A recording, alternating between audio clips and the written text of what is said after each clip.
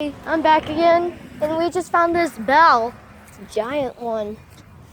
And inside of there is the things to activate it.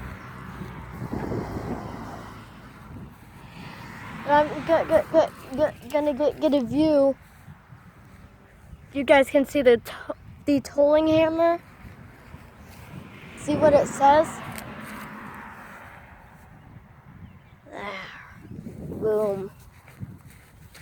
See, I think that this is what, like a I think it's a 1908 church bell. You guys can see the clapper inside, or the clanger thing of the jig.